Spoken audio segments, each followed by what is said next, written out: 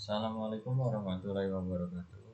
Perkenalkan, nama saya Muhammad Ali Nafal dengan NIM akhir 082.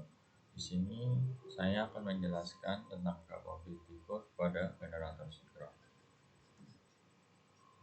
Yang pertama, dalam sistem tenaga listrik, generator sinkron berperan penting dalam menjaga keseimbangan antara daya aktif dan daya reaktif.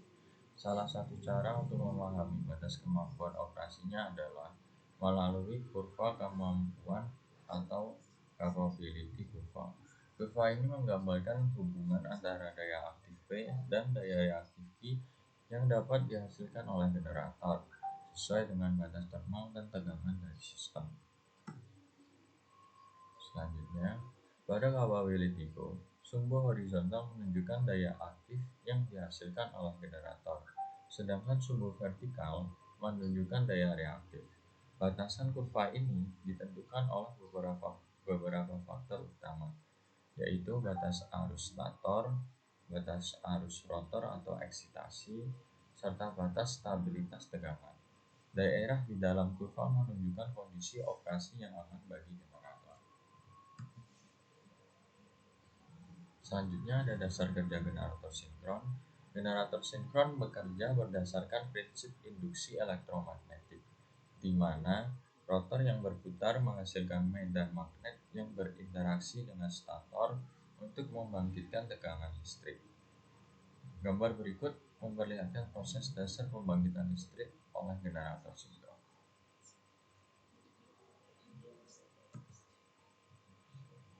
Selanjutnya, faktor pembatas kapabilitas kurva. Tiga batas utama pada kurva kemampuan adalah: yang pertama, batas arus stator yang menentukan panas maksimum yang dapat ditanggung oleh lilitan stator. Yang kedua, batas arus rotor atau eksitasi yang membatasi kemampuan generator menghasilkan daya reaktif positif. Dan yang ketiga, batas daya mekanik turbin yang menentukan keluaran daya aktif maksimum. Area yang berwarna hijau muda menunjukkan daerah operasi yang aman, sedangkan garis-garis batas yang menunjukkan seperti garis merah putus-putus batas thermal stator atau arus stator yang maksimum. Selanjutnya, garis biru putus-putus menunjukkan batas eksitasi rotor atau overexcited. Terus yang ketiga, garis hijau putus-putus menunjukkan batas underexcited atau stabilitas tegangan. Generator harus beroperasi di dalam area hijau agar tidak terjadi overheating atau ketidakstabilan sinkronisasi. Selanjutnya ada pengaruh daya reaktif. Daya reaktif memiliki peran penting dalam menjaga kestabilan tegangan sistem tenaga listrik.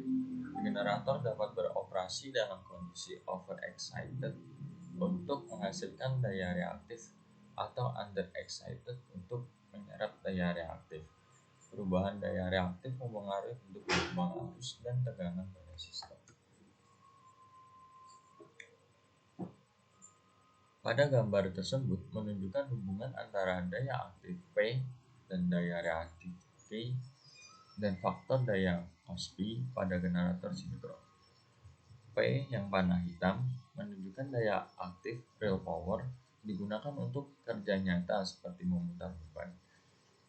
Selanjutnya yang Q lagging atau panah merah yang menunjukkan daya reaktif induktif, muncul saat generator overexcited atau menyediakan daya reaktif ke sistem.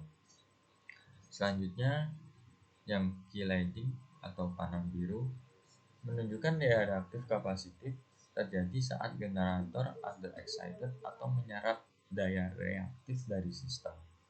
Sudut Cosby menunjukkan faktor daya Cosby semakin kecil sudutnya atau semakin baik efisiensi dayanya.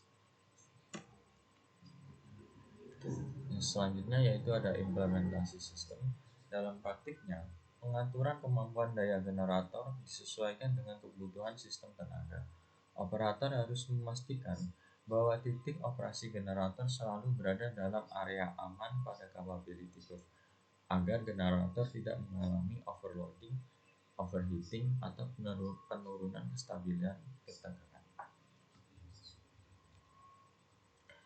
Untuk kesimpulan materi pada kali ini, melalui pemahaman capability curve, kita dapat mengetahui batas operasi generator sinkron secara aman dan efisien.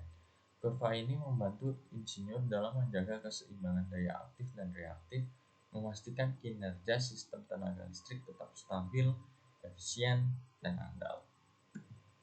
Sekian, terima kasih.